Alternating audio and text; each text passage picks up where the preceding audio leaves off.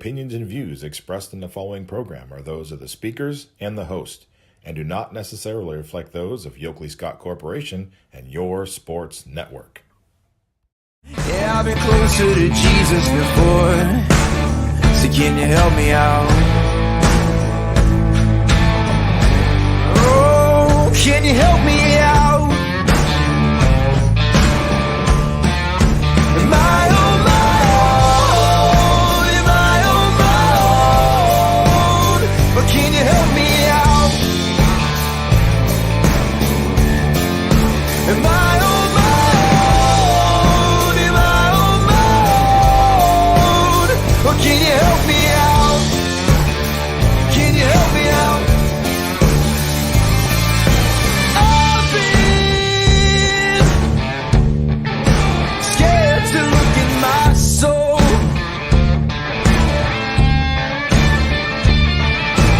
I've been afraid I would follow the road. Yeah, afraid of the things I've been told. And hello, everybody. Welcome into a Wednesday episode of Running Point on YSNLive.com.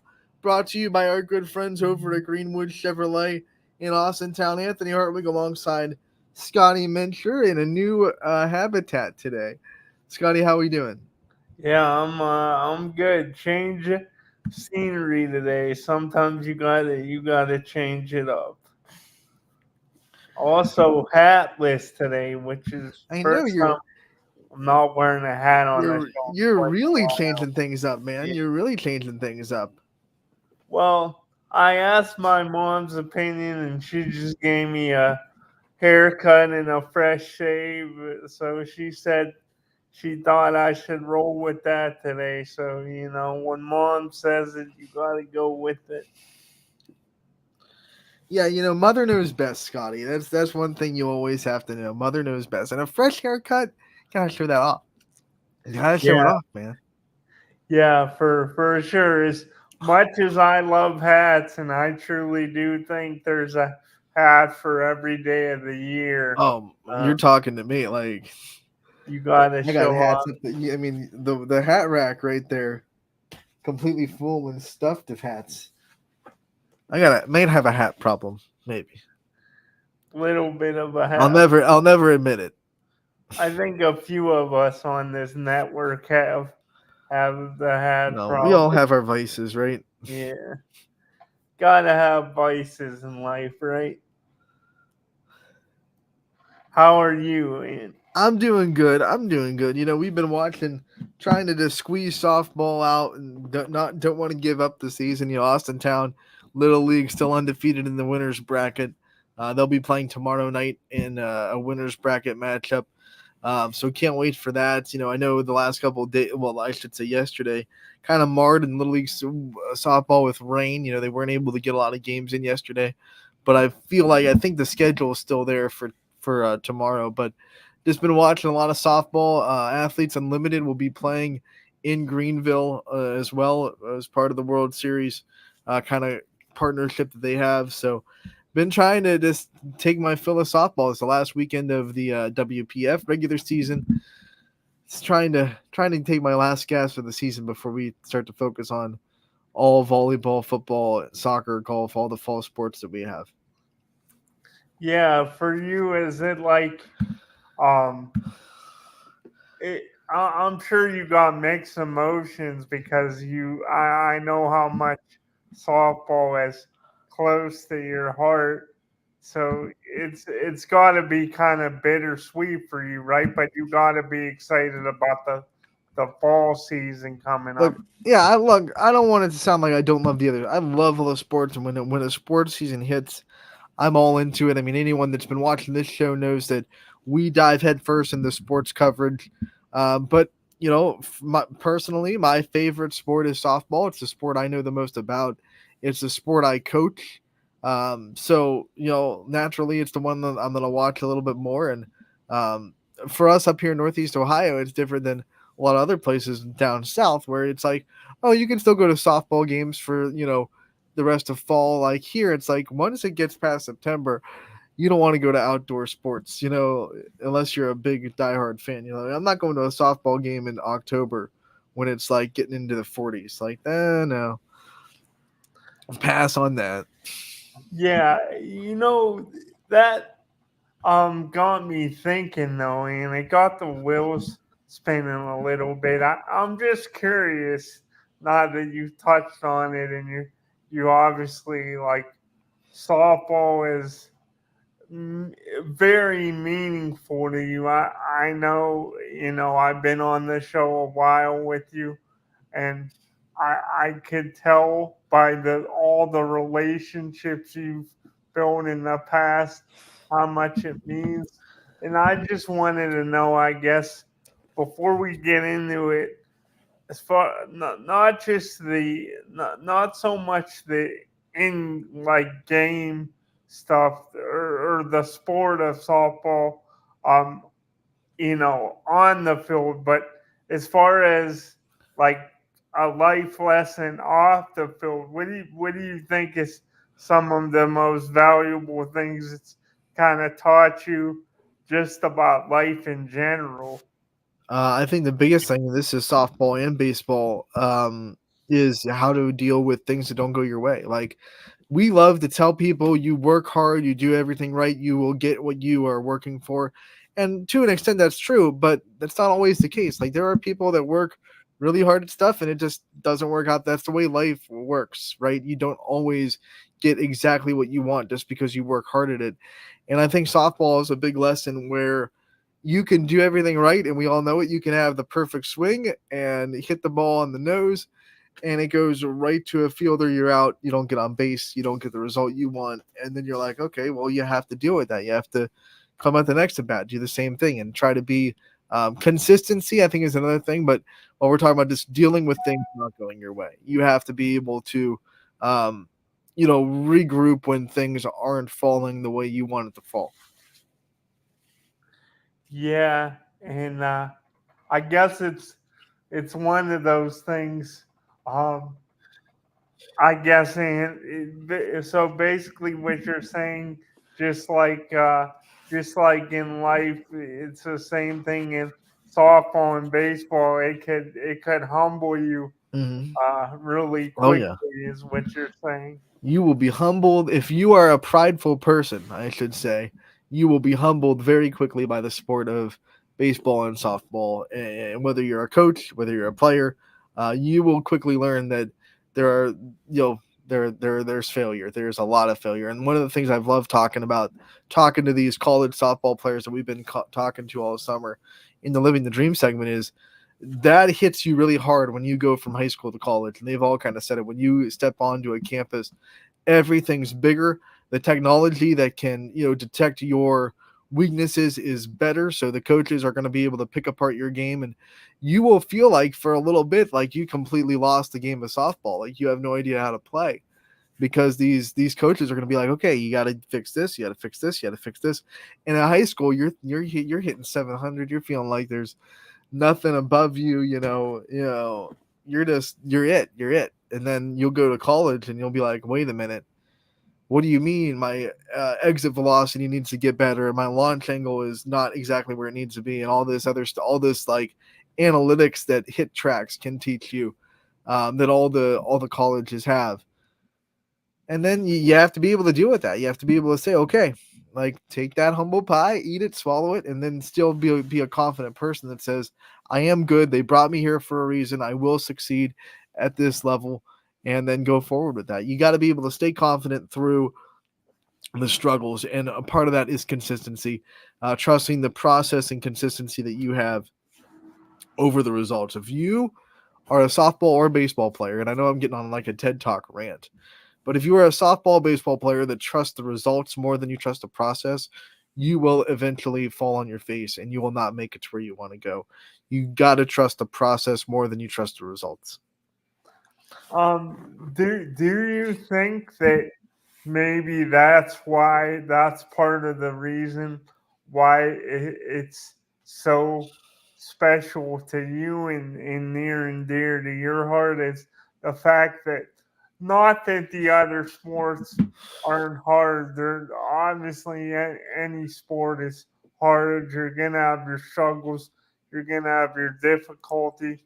But baseball, softball, especially, like you can succeed. You can be really successful, one of the best. But a lot of times you're gonna fail a lot more than you could succeed. But with that, do you think that's a reason that it kind of makes it more gratifying for you and everybody else that's involved in the sport? Is when you do succeed, it just kind of makes it that much more special. Not Absolutely. I mean, when something happens on average 3 out of 10 times, you're gonna love when it happens, right? Like the best hitters at the elite level, get out 7 out of 10 times. So when you get on base and you get a hit, that's like, hey, the next 10 times I'll probably only do that 3 times. So you treasure it, you love it, you celebrate everything. One of the hallmarks of Oklahoma softball, which is one of the best programs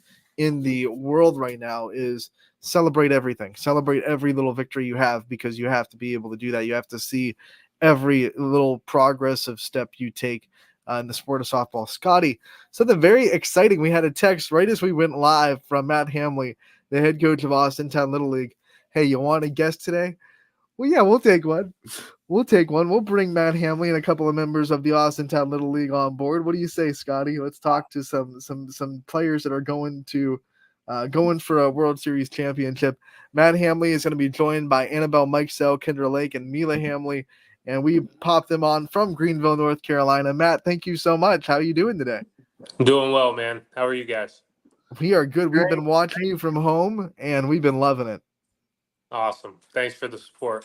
You got it. A couple of wins give you a couple of days to get ready for the next game. What's that been like for you as a coach? Yeah, different experience so far down here this year. Getting the first win under our belt was good, and then getting that second one was big as well. After we won that second game, we knew we were going to have 2 days off, so that helped.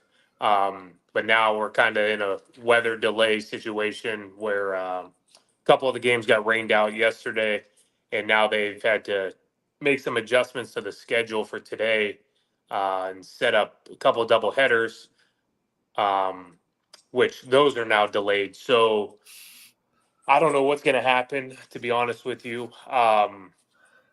I don't know if the games are going to get played today with the amount of rain that is happening today. And also, they were supposed to have the AU Athletes Unlimited professional softball game tonight too, a doubleheader as well. We're hoping that still gets to go and we get to go watch that. But as of right now, these games are in delay, and the schedule's probably getting reworked as we speak to figure something out. So I don't know if we'll play tomorrow or not. I would assume at the moment they're going to delay us to maybe Friday, but with ESPN and Right. ABC, I don't know how all that will work out. That's why I felt a little extra pressure to win that second game and to make sure that we stayed in the winners bracket, because who knows? I mean, I've seen where tournaments eliminate the losers bracket, so hopefully that doesn't happen. I want everybody to get to play everything out down here, no matter what the results are. And I guess we just got to take it day by day and see what happens. Yeah, the thing that we know about softball is no matter how big the tournament is you're in or how many people are watching, Mother Nature undefeated, and we don't need that lesson. And we saw the rain delays yesterday, rain today. Unfortunate, but we know that you guys will still venture through. I want to talk about these first two wins. Grinding out wins, being able to take the opportunities to score when they come. Let's talk about your offense first and what you saw from your hitters, and to be able to go up against really quality pitching and just, like I said, take those opportunities to score when you get them and make sure that you're taking the advantage of the opportunities you get. Yeah, so that first game against Mexico was big. Like I said, I mentioned before, we found a little film on them. So we were able to game plan a little bit offensively. We knew what the pitcher was going to throw. We knew where she was going to want to throw the ball. We made a game plan for it, and our girls came out and attacked it right away. we were able to scratch a run in the first inning. Should have been two, but that's okay. But they put the bat on the ball right away, and then we just do play our game when we could bunt, and I don't think we really stole any bases in that first game. That catcher was good, so we didn't get a chance to really test her arm. But we had the hits. We strung hits together when we needed to, which was good. Defense played great, and then in the second game, we hit the ball well, really well. Kind of the same type of pitcher. She threw a little differently, but about the same speed is the first girl that we seen. So our girls were ready to go. We did hit the ball. We just kept leaving runners on base. So it took us a while to scratch our first run. We'd get on base, we'd get hits, but couldn't string them together enough to scratch a run. So then I think it was in the fourth inning when we finally scored. Um, you know, uh, I have a little thing that I've done for probably 2-3 years now, where it just so happens to work out where it's like the top of the lineup is coming up to bat, and I give them a little talk, and I challenge those girls that are coming up to bat to make something happen for us, and every time I do that, they step up to the plate. I think that was the inning where Annabelle comes out and smacks that shot to the fence, um, and then I think Mila bunted her over, and I forget what happened after that. I forget what happened with Marissa, but then Bella Mattern was able to squeeze her in. Annabelle executed it. Bella did a great job putting the bunt down, getting around the ball to be safe at first, and Annabelle flew into home and scratched that first run. So that was huge, and that one run was going to be enough for us, but. Lexi Petrilla came up big in her at bat and was able to drive in another run as well. So uh, offensively, we've got the hits. We just didn't get the runs in that second game that we'd like to. We probably should have won that game 7 or 8-0, but it is what it is. Sometimes you just got to take what we could get and move on. Um, Mila's done a good job in the circle. Our defense has had her back. Um, our next game will be tough. We're facing a girl that's very good pitcher, and their offense is very athletic. They can hit the ball, and they've shut out a couple teams as well. So looking forward to that matchup, and then hopefully we can get our offense going there too. Yeah, I want to talk about Annabelle's slide because that was just the perfect slide at home. It's been replayed on ESPN. It's been replayed on Little League social media. Do you practice that? Is that something that you knew that she had the training to be able to go in with that kind of slide and that kind of situation perfectly to the back of home plate, right where she needed to go? I would say these girls definitely practice sliding. Some of them, it's kind of a natural thing though. Not everybody is as skilled at sliding. It takes time and instincts as well. And you've seen it a little bit with Annabelle. Annabelle slide was huge in that game to score. And then not to take anything away from her, but Mila had a couple as well where it's just an instinctive thing where they have to see how the play is developing and where the tag is going to be, and to know to lift up their hand, swipe the bag, grab the back of the bag, or touch the corner of the plate, or know where to slide, when to slide. But those slides were huge, and if they didn't execute the way that they did in those moments, then we don't score those runs, and you know it's a different story. I want to talk about being able to challenge, plays in this round, being able to have the cameras and the angles to be able to say, hey, we want to take a second look at that. That's not something that you're used to as a coach, I'm sure. Last year you were able to do it too, but what's it been like for you to adjust to being able to do that and trying to be strategic with it? Sometimes maybe using it as a little bit of a timeout too, to be able to talk to your girls during the review. What's that been like for you to be able to kind of put on those shoes and to be able to challenge plays? Yeah, it's a great dynamic that we have. I wish we could have it all the time, and travel ball all year round. It's awesome because at the end of the day, you just want to get the call right for the girls, whichever way that goes. But to have the ability to, if I'm over at third base and I see something, happen at first base, I think the girl's safe, or sliding into third. The umpire has one view, they call her safe or out, and I've seen it the other way. it's great to, have the ability to challenge it and, go to the replay booth and make sure that they got it right. And, sometimes they do, sometimes they don't. I don't know if they love us, challenging those plays. The umpires, they feel like they got it right. But like I said, at the end of the day, the goal is to get it right for the girls. You don't, one call can be huge. And I burned a couple of both of our challenges the other night in that game.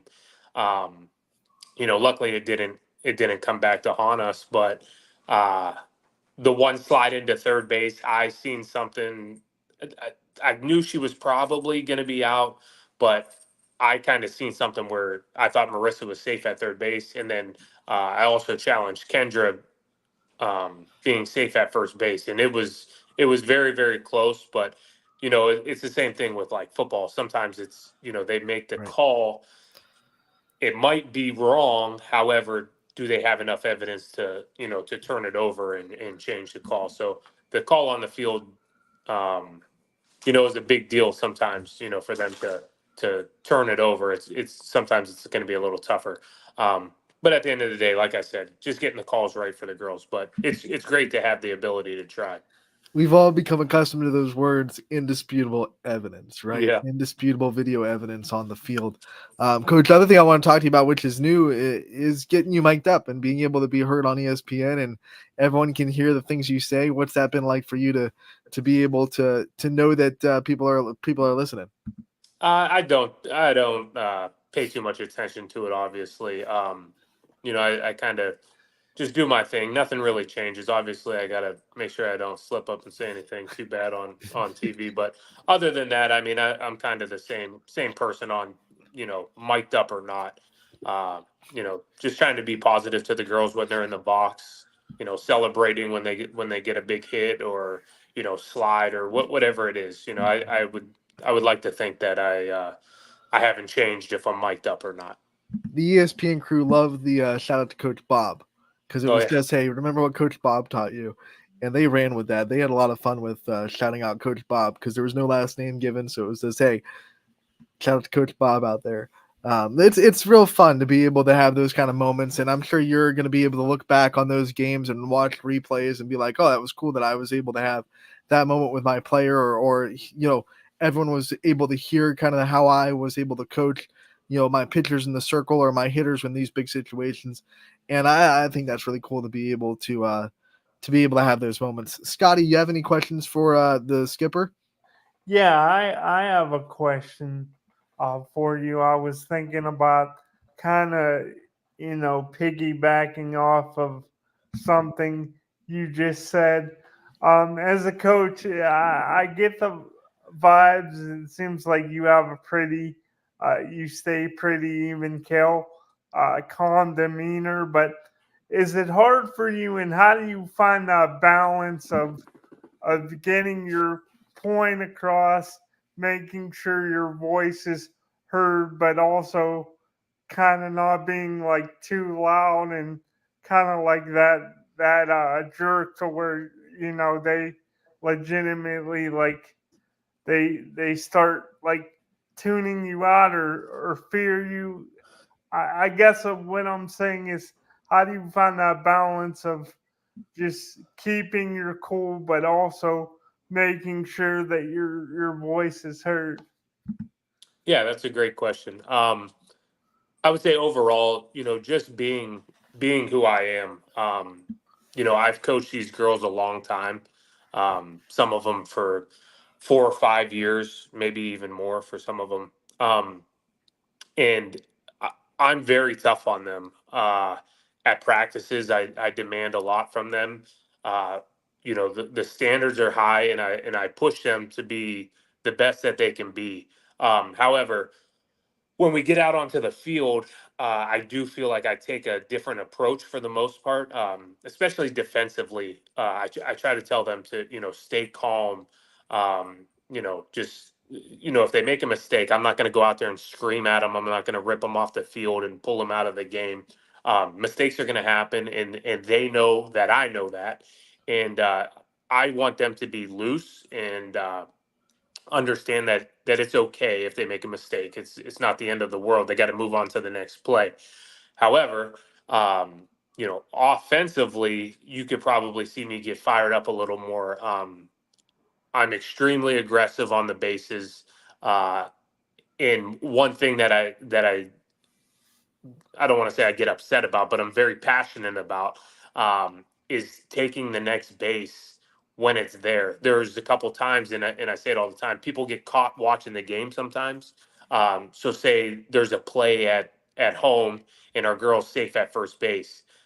I need that girl to be on second base. Everybody's standing around watching what just happened on the play at the plate, but we got to advance. I'm looking to get the next runner to second base or third base now, so you can't get caught watching the game. So you might have heard me yelling and screaming a little bit at girls. And unfortunately, it's after they got a hit or they put down a huge bunt.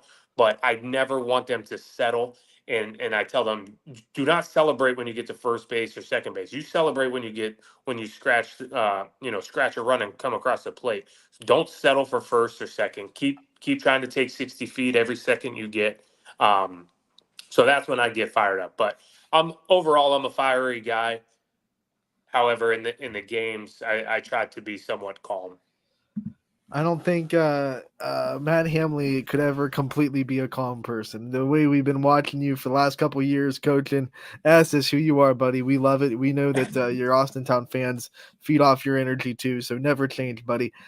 We know that we have some players with you, right? Yes, sir. Yes, sir. I'll bring them in now. Hold on. Come on, knuckleheads.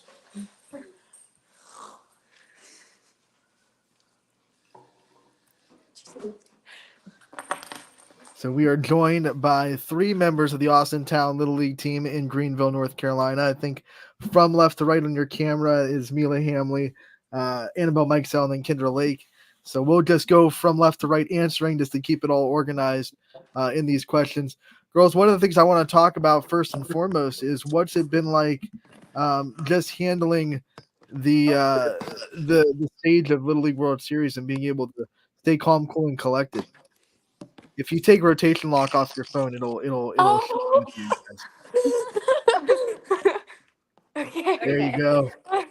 Got it. Yeah. So what's it been like for you guys to handle kind of the stage and the big lights? You were there last year. You come back this year, being able to handle all the kind of emotions and excitement that come with playing at this stage. I think it's definitely easier this year because we know what to expect, and I guess we know what is ahead of us, I guess. It definitely calms the nerves and it makes us enjoy it more because I feel like last year we all played very tight and we weren't like in it as much as we should have been. I feel like we were all scared because of how many cameras were there, and I feel like we were all more worried about that than the game that we love and enjoy playing. So I think we're all more free than we were last year.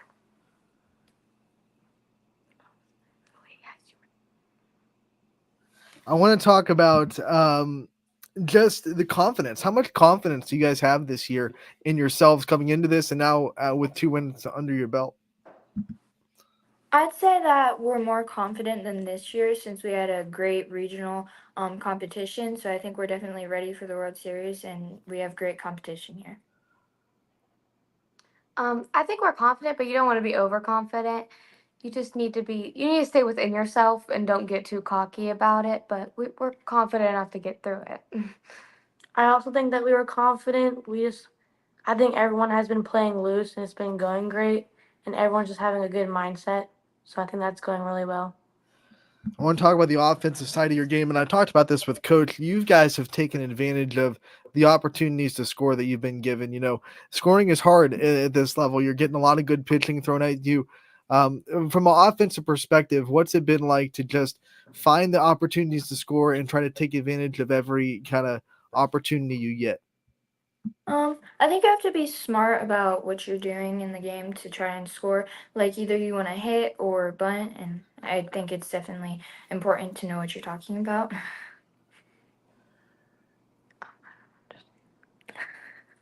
I think sometimes it's very hard to score a run because you have to first get the runners on the base and you have to find a way to squeeze the ball and to move the runners in. So I think sometimes it's difficult. It depends on each team's defense, but I think sometimes you just gotta know where the ball's going. So Mila and Annabelle, you both have very creative slides in this tournament that have kind of gone on the highlight reels, gone a little bit viral. Talk about what you guys kind of do to get ready for those kind of moments, and what you guys saw in those opportunities to slide and like kind of shift your body or slide to the right side of the bag to avoid the tag and to make sure you guys are safe.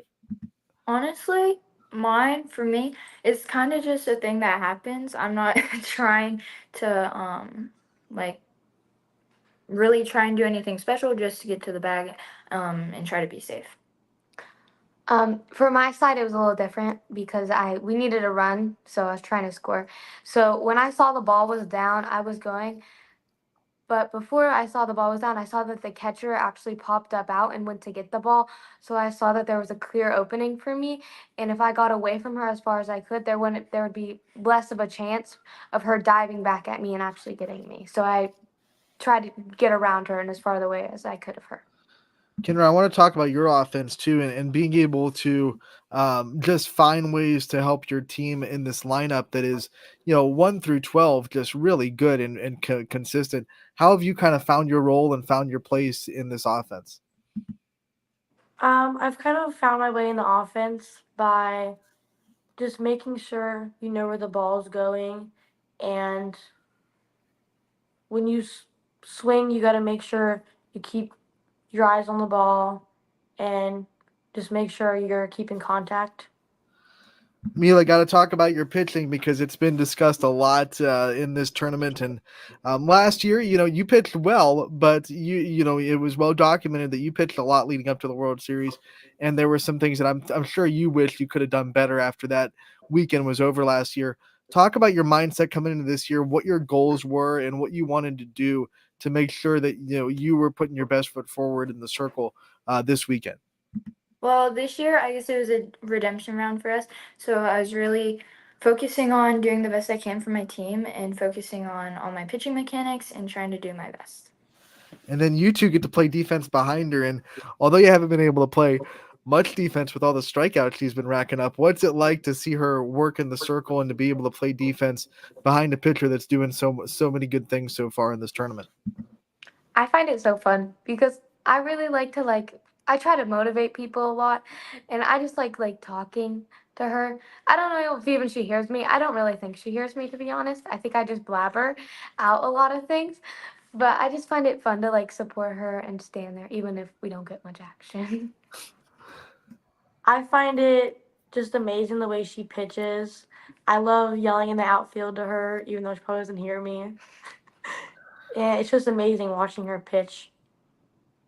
So here you are, you're 2-0. You have, everything in front of you to try to get this World Series championship. What's kind of the mindset the last couple of days? You've been dealing with some rain delays. You haven't been able to get on the field, I'm sure, because of the rain, just kind of sitting around. What have you been doing to stay engaged, stay locked in, and trying to, make sure that when you do get to play, whenever that is, you're as locked in as possible?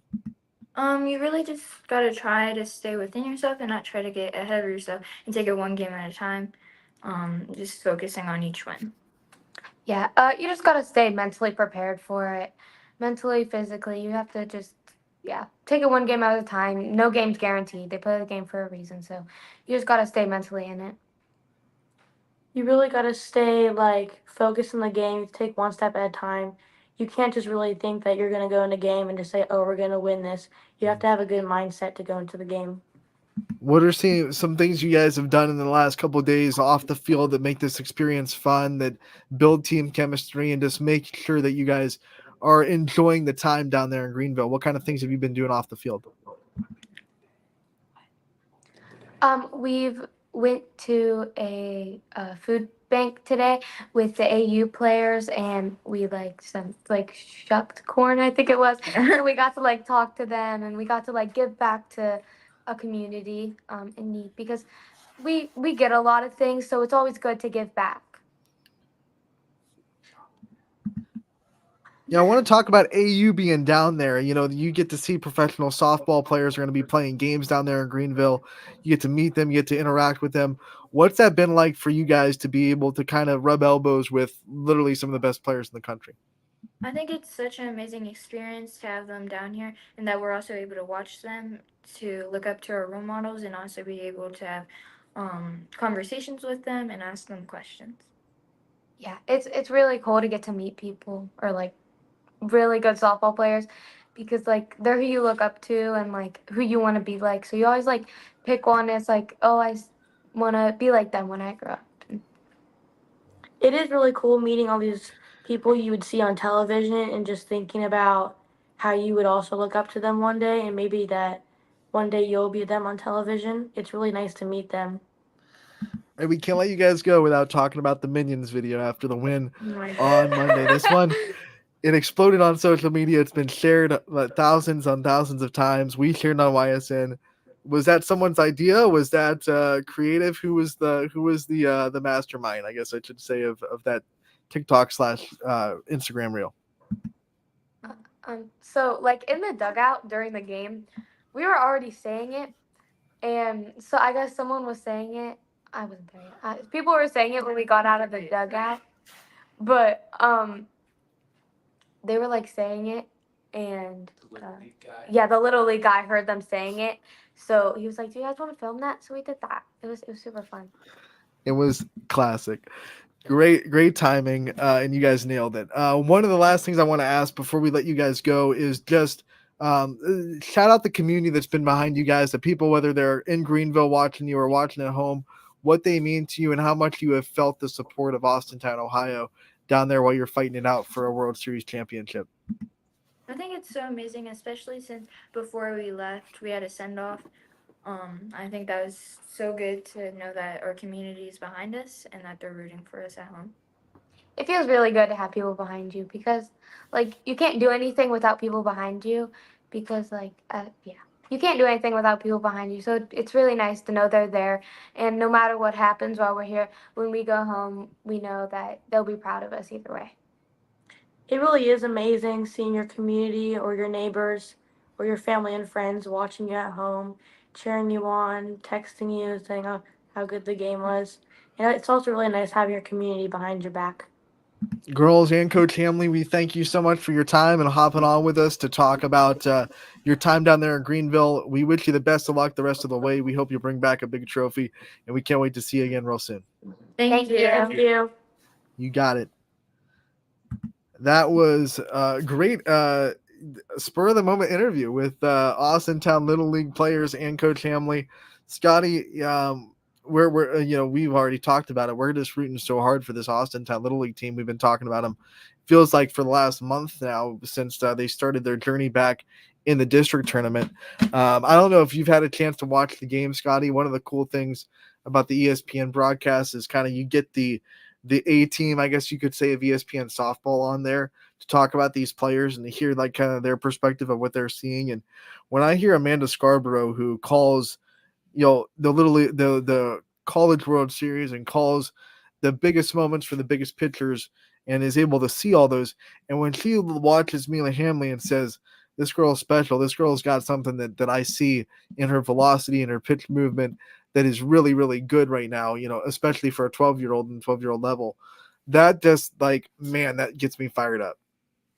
Yeah, that's where it doesn't really get any better than that because we all, no matter, what uh, race you are, male or female, if you love sports, it all starts. It doesn't matter what sport is your favorite, whether it's, it is a softball, it's baseball, it's football. We all dream about that spotlight in the backyard when we're little, playing with our friends or family or whatever. So to be that young and to already start getting praise like that from somebody that has that much of a pedigree, that well known, that's really special. that always makes me smile. Yeah, and one of the things like when I or someone on YSN or someone locally just says, "Hey, Mila Hamley's really good at softball. She's really doing well." It's like, oh, okay, but like when someone that is around the best players in softball consistently and sees them all, when they say, "Hey, this girl is something special," it's just it adds a little bit of validity to that statement. Like, hey, we are seeing something in Mila Hamley that is not seen every day from a 12-year-old pitcher. So I know 12-year-old doesn't mean that you're automatically don't pass go, don't you automatically pass go and collect $200 and you're track lined right for a college scholarship. Used to be that way. Used to be. Mila Hamley would probably be almost committed by now, back before 2000 and when did the NFCA kind of index that? I think 2018 was the year that they said you have to commit when you're a junior. But back, Scotty, before that, 2017 prior,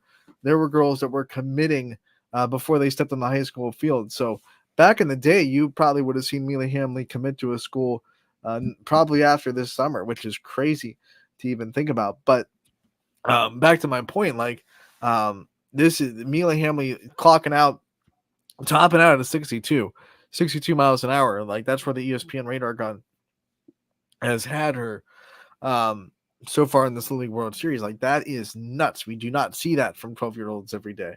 And to know that other people that watch a lot of softball, probably even more than I do, and are around the highest level, played the highest level, say, yeah, this is something special.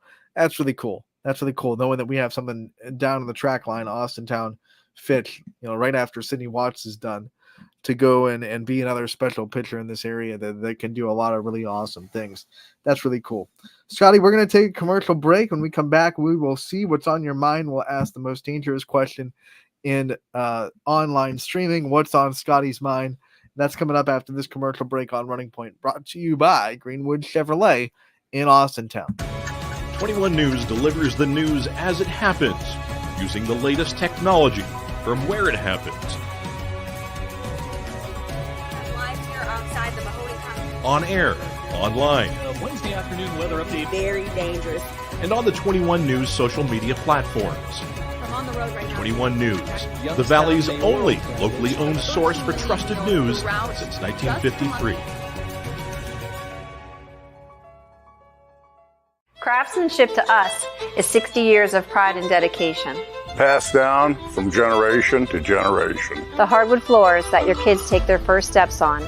The solid wood doors you quietly close at night. The things we create day in and day out are the products that end up turning your house into a home. At Baird Brothers Fine Hardwoods, uncompromising quality and craftsmanship built our business. And it will keep us moving forward for generations to come. Going the extra mile at Greenwood Chevrolet means we want to take care of the community that takes care of us too. And we have to work together always. And that's how you stay in business for 40 years. I love being a helper because when I help somebody, it makes me feel good. It means a lot that I can make a difference in others' lives. So I will do everything I can and just being there for them every step of the way. I want them to know within the first 5 minutes that they could depend on me. That's what going the extra mile means, only at Greenwood Chevrolet. Before the lights come on, before the workday begins, before a long day is ended, or it's time to have fun. It all starts with the people at Joe Dickey Electric. From replacing a light fixture in your home to building a substation for your business, no job is too big or too small. The people of Joe Dickey Electric power them all. Joe Dickey Electric, over 60 years of powering the Mahoning Valley.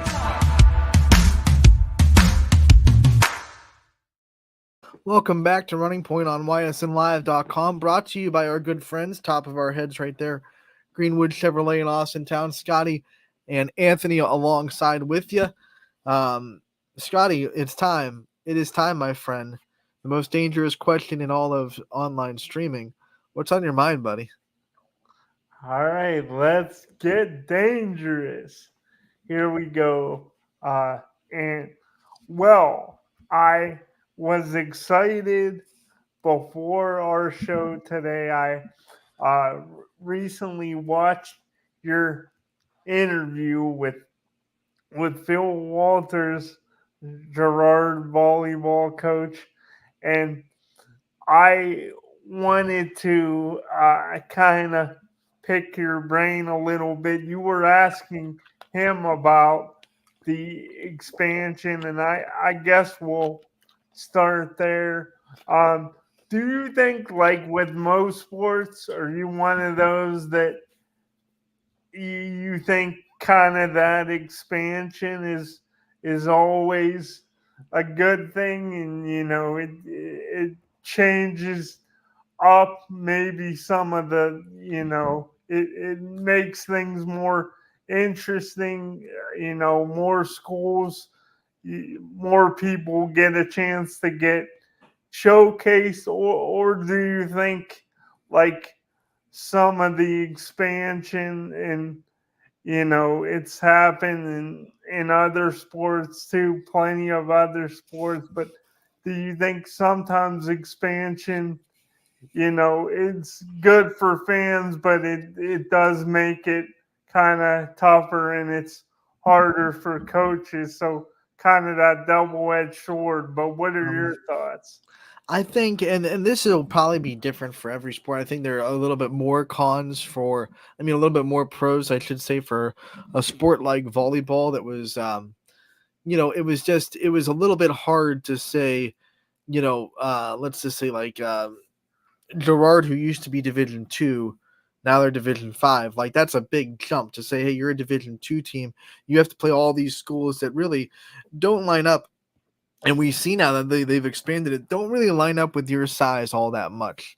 You have to play Notre Dame Cathedral Latin, who's a pretty big program, like Gilmore Academy. And it's like, well, when you really look at it, though, do those programs line up with the not the talent level, but just at least the size of a Gerard per se? Probably not. And I think that's going to really help our volleyball teams in the area kind of have a little bit more opportunities to make big runs. Middle Ridge comes to mind. They weren't really on the size level of a Minor Lake Catholic, and they were in the same division as teams like that, which they aren't now. So I think it'll definitely give more opportunities for more really good volleyball teams to go and make big tournament runs. There are obstacles though, and I think Coach Walters talked about it. I can't really remember what was on the air and what we talked about off the air, because me and Coach Walters love to kind of shoot the breeze, and we talked about like a half an hour off the interview too. But like you're not going to be able to have the state semifinals and the state championship all in one place anymore. You just can't. You can't accommodate that many teams now in one place for a weekend. So I'm guessing that most of the state semifinals now will be in either neutral site high schools like the regionals, or trying to make it localized. I don't know, but I can almost guarantee that the state semifinals will probably not be in the Nutter Center down in Wright State. Maybe like a couple divisions, maybe they'll put Division 1 and 2 down there for semifinals, but there's no way you're going to be able to hold. That would be four teams for every division, 28 teams in one weekend, and play. That's an absurd amount of games to play, all in one space. That's why football state semifinals aren't in Canton. Same reason. So you're not going to be able to have all that in one spot, which means there's going to be more travel. There's probably going to be more travel for districts. There's going to be more travel for regionals now, because there's only so many places local you can go. And now there's 7 regionals instead of 4. So there's probably going to be like more travel for districts, more travel for regionals.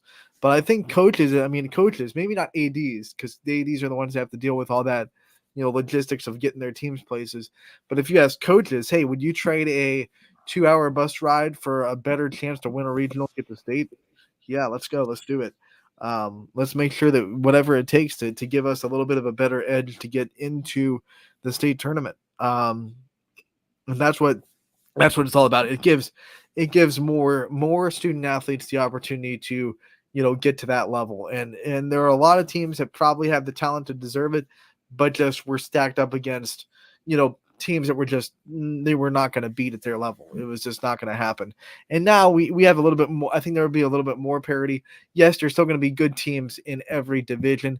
That's why I think some people say, oh, it waters down the state championships. I get where you're coming from if you say that. Like, okay, now you don't have 4 state championships, you have 7. So it's like, oh, so now it's the 7 best teams in Ohio get a championship instead of 4. But like, we already had 7 in football, and it made total sense, and no one griped about it. So I think it makes sense to have 7 in volleyball, and we're gonna have 7 state champions, and that's gonna be fun. And I think there are a lot of teams that probably deserve to be, or at least had the talent to be, a state champion in the last decade that just couldn't, because maybe size wise or just talent pool wise, the pool pool from, they just didn't match up with teams that were probably a lot bigger than them, just happened to be at the cutoff of that division. They were on the bottom end.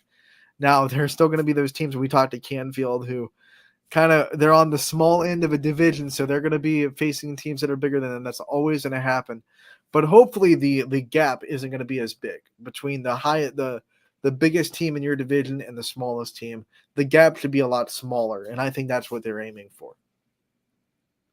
Interesting stuff, for sure. And I guess that would be my only concern is before you mentioned about football in the 7, like my only concern would be, is it gonna, water it down at all?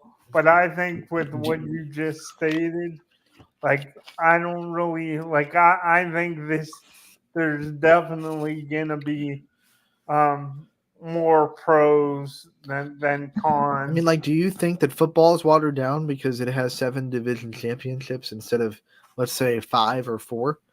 I don't. I think there are like Kirtland is not watered down just because they're Division 6. And I think it's been well documented that a lot of people think that Kirtland could win a state championship, especially in their prime of primes, could win a state championship in like 2 or 3 divisions up from where they were, because they were just that good at football. So I don't think just because there's more divisions necessarily means you're watering down what it means to get to a state championship. I think if you went to an absurd amount of divisions, yeah, you'd get to that point. Like, hey, we're going to have 16 state championships. Yeah, that would be watering it way down. But, 7, my biggest concern when this was starting to become a conversation was, are there enough teams for a division? Like Division 7, I was looking at volleyball and I was like, Division 4 is already small. How are you going to make like 7 of them? And I think there's going to be actually less teams in the higher divisions now, and you'll not have, you won't have a tiny Division 7. I think you're actually going to have a pretty small Division 1 and 2. I think, in fact, there's not even going to be sectionals in Division 1, if I'm not mistaken. If I'm not remembering that wrong, I think Division 1 you're starting in district semifinals. Do you think with that though, scaling back on the amount of teams in a division, do you think it gives other schools, when they go up against somebody that's has a lot of time, do you think it adds to the parity as well? I guess. think it does, because now, like, for example, now your Division 1 is kind of going to be like an exclusive party with all the huge schools of Ohio, right? Like the massive schools, the biggest schools in Ohio. There's not going to be like that gray area between division. Would that happen in when 4 divisions? That little gray area between, like, you're a Division 1, but you're actually kind of on the really small end of Division 1, and that gap was huge. Like Boardman, I think, was on that like kind of teeter-totter. Like, yeah, they were Division 1, but they weren't a big Division 1 team in the state. So there were a lot of teams in the state that were also Division 1 that were a lot bigger. So now I think Division 1 is going to kind of be like an exclusive party with the massive schools in the state. We're talking like classes of 3,000 instead of classes of like 400 or 500. So you don't see any more like tweener or hybrid, let's say, so like those schools like a Boardman, like you don't see that as being as much of an issue anymore. No, I mean, like I said, there's always going to be teams that are on the bottom end of the size of the division. Canfield this year in volleyball, and I think most of the girls' sports, are going to be one of the smallest teams in their division, which is what they were back when they were Division One a couple of years ago, and everyone was kind of, rolling their eyes like, we are the smallest team in Division One. We have to, but now the gap isn't as big as it used to be. Like the biggest team in Canfield's division isn't that much bigger than Canfield. So I think the gap is what they were trying to avoid. They were trying to avoid like a small Division One team having a huge gap in size playing the top of Division One. Yeah. So again, it kind of goes back to the parity thing, right? Right. I mean, parity in size at least. Now, we all know that size of school doesn't always equal talent, and we get that. There are schools that have a lot of attendance that probably aren't the best athletic schools, and we have some schools that are pretty small that have really, really good athletics or a really good program. I mean, look at Strasburg Franklin. They're a small high school, but they have more state championships in softball than any other program in the state of Ohio. So, yeah, I mean, there are definitely outliers in there, but when you get into the meat and potatoes of it all, overall, it's just more parity, I think. Yeah, and it's really exciting.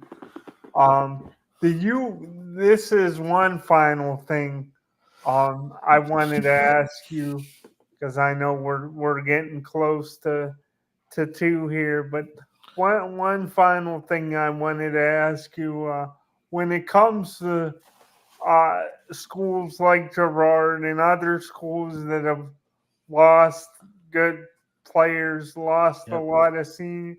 How do you think? I wanted to ask you, as far as volleyball goes, when you compare it to the other sports, and we talked a lot about baseball and softball today. We could use that as an example. How how big do you think the adjustment period is?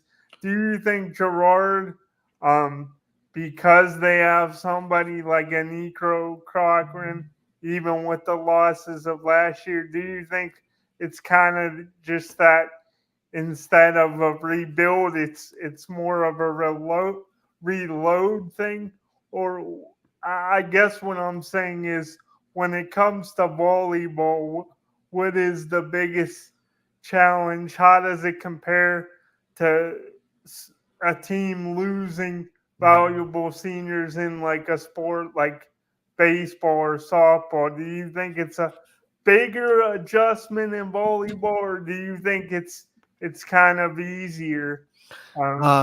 Like every sport, I think it's really highly dependent on what position you're losing as much as it is who you're losing. Like, for example, if you lose an outside hitter that's really, really good, but you have a setter that's coming back and she's been setting for 3 years, like, if you have good hitters, your setter can make them shine because your setter can put them in positions to go out there and win. But if it's the flip side where you have a really good outside hitter that's going into her senior year, but you just lost your senior setter, and now you have to bring in a brand new setter, that's always the question mark, because it's like, okay, how good will the relationship be? How much can they get in the rhythm? How much can this setter run the offense? That's always the big question mark, because setting is so important in volleyball. Like, you cannot hit if you cannot set, and you can't set if you can't pass. So volleyball, I think, is a little bit harder, because if you lose a piece of that very very like tight-knit puzzle, there's no way to just, okay, like in basketball, you lose a score, someone else can come and just be that leading scorer, like, and you can win if someone goes off and scores 32 a game and whatever. But in volleyball, like, if you can't pass, you can't set. If you can't set, you can't hit. If you can't hit, it doesn't matter how good your setters are, or your hitter, or your passers. So if you lose one of those really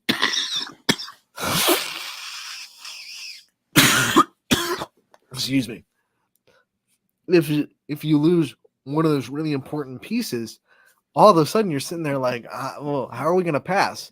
How are we going to set? How are we going to hit? It's a lot more question marks in volleyball. Now, Girard is an interesting case because they lose Brie Littell, and Brie Littell was awesome. Offensive player of the year, just did a lot of great things. But when you look at, what she was able to do last year, you got to remember 2 years ago, they lost Lauren Pallone. And we had the same conversation about Brie Littell that we're having with Nico Cochran right now. Like, how's Brie Littell going to handle stepping up into the number one hitter role and being the focus of all the defenses? And Brie just went off and just did her own thing and really excelled. And Nico got to see that and see what it takes to do that. So I think Nico's at a big advantage being able to see what Brie Littell went through last year and to be able to copy and paste it and be able to say, okay, this is how we handle me being the sole focus of other defenses. And I don't want to go off on a tangent because we really don't have the time to. So I'll leave it at that. We can talk more about volleyball next week. We can kind of pause this conversation. You can bring up more questions because you'll get me talking. You'll get me talking, Scott. I look forward. I'm gonna think about it all week. We'll resume the volleyball. Yes, I love it, Scotty. We want to thank everyone for tuning in today. We want to thank Matt Hamley for thinking of us and being able to hop on a moment's notice. He literally texted as soon as the show started, "Hey, do you want to interview today?" Absolutely, Matt Hamley. Thank you so much for coming on and bringing us some of your players on. We want to thank them for their time and again wish them the best of luck in the rest of the World Series this week. And we want to thank Greenwood Chevrolet, as always, for being our main sponsor of Running Point and helping us run this show. Couldn't do it without them. They go the extra mile for you. We try to do the same. We'll be back tomorrow from 1 to 2. Scotty will be back next week, and this is the Running Point for the first time since the start of summer.